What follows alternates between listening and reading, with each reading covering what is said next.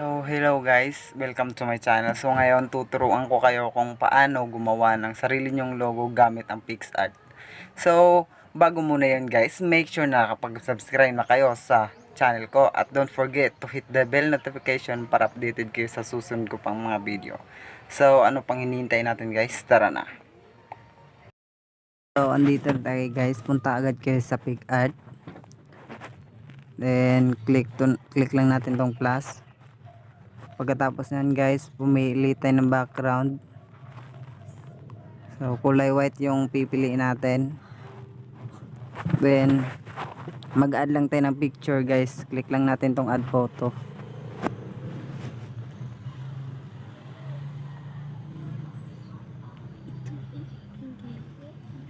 So ayan guys, add lang natin. Palakihin natin guys. So susunod, check lang natin.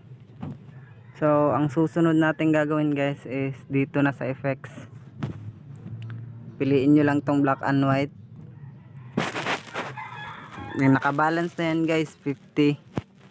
So kung gusto nyo pang i-adjust, pwede nyo i-adjust yan tulad nyan. So check natin guys. So pagkatapos lilinisan natin yung background guys.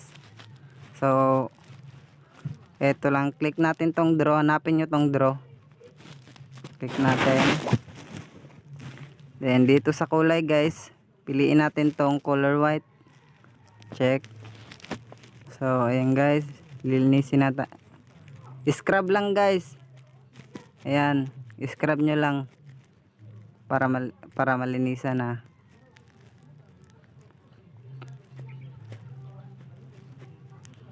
Ayan guys, nahinay sa paglinis guys para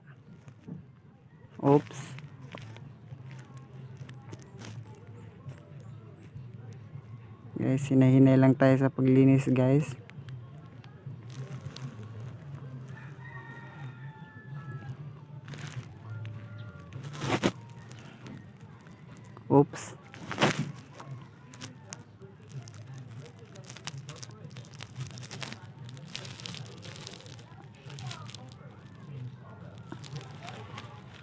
So linisin pa natin guys.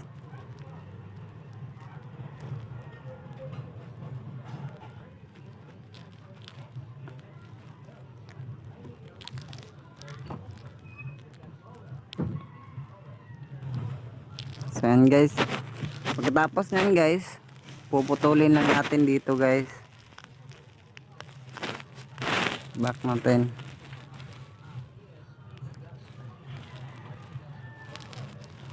Yan guys, tapos na nating putulin.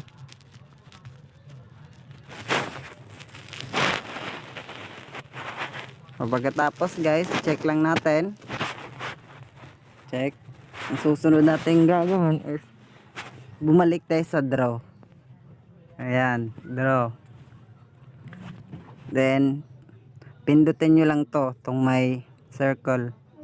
Ayan, ayan, sundin nyo lang yung tinuturo ko. Okay. Ayan guys, lagyan na natin ng ring. Ayan guys, kaya na bala mag-adjust guys kung saan nyo ilalagay yung picture nyo.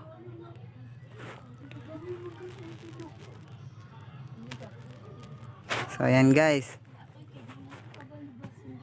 pagkatapos nan guys, check natin, check. So mag-add tayo ng text, punta tayo sa text, kunyari YouTuber. Ayan. So make sure guys na make sure nyo na kulay white yung sa text nyo. Tapos punta tayo sa stroke, kulay white yung text nyo, tapos yung stroke nya is color black. I-100 lang natin yan. Ayan. Ayan guys. Buhok mo na siya, magsawa man po siya. Ayan guys.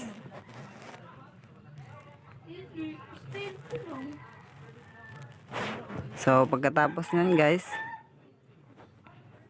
lagyan natin ng shadow, i-zero natin tong blur, tapos yung opacity 100 natin. Ayan. So check natin. So pagkatapos nun guys, click lang natin tong add photo. So ngayon ang gagawin natin is mag-add tayo ng background. So make sure guys na meron na kayong ganito guys, colorful background. So ayan. So eto na, add lang natin, then palakihin, palakihin. Ayan guys, kita nyo guys, lumaki na guys. So ang gagawin natin guys para makita yung picture natin is hahanapin natin tong blend. Eto guys, ayan, click natin, then screen. So ayan guys, diba guys, napakalupit niya. So pwede natin adjust yan. Okay, so ayan guys. So depende sa inyo guys kung anong gusto nyo. So ayan guys.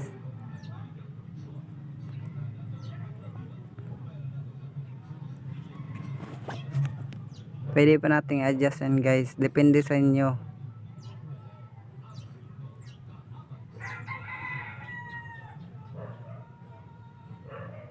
So ayan guys, pagkatapos check natin. So ang last step natin guys is isi-save lang natin to. So isi-save na natin. Click na natin yung arrow guys, then save na natin.